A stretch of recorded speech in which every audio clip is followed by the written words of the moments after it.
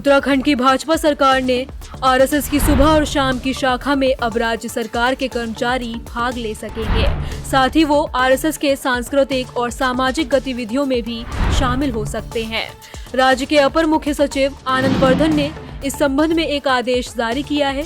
इसमें कहा गया है कि राज्य कर्मचारी अगर आरएसएस के कार्यक्रम में भाग लेते हैं तो इसे राज्य कर्मचारी आचरण नियमावली 2002 का उल्लंघन नहीं माना जाएगा।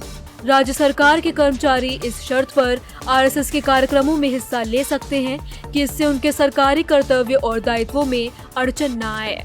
ये काम वो अपने सरकारी काम के समय के पहले या बाद में कर सकते हैं। अपर मुख्य सचिव ने कहा है कि इस संबंध में पहले के सभी आदेश रद्द कर दिए गए हैं। 1966, 1970 और 1980 में तत्कालीन केंद्र सरकारों ने इस संबंध में आदेश जारी किए थे। इसके अनुसार सरकारी कर्मचारियों के आरएसएस की शाखा और उनके कार्यक्रमों में भाग लेने पर रोक लगा दी गई थी। जुलाई 2024 में केंद्र सरकार ने एक आदेश जारी किया था और केंद्र सरकार के कर्मचारियों पर लगी इस रोक को हटा लिया था। आरएसएस ने केंद्र की मोदी सरकार के इस फैसले का स्वागत किया था।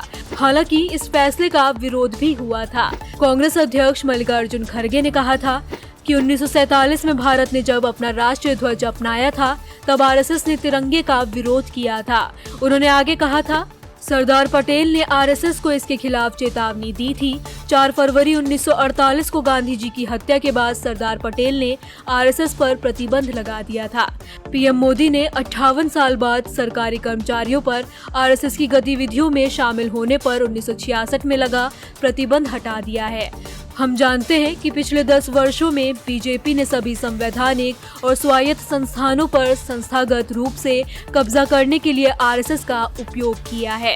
पीएम मोदी सरकारी कर्मचारियों पर आरएसएस की गतिविधियों में शामिल होने पर लगा प्रतिबंध हटाकर सरकारी कार्यालयों के कर्मचारियों को विचारधारा के आधार पर विभाजित करना चाहते हैं।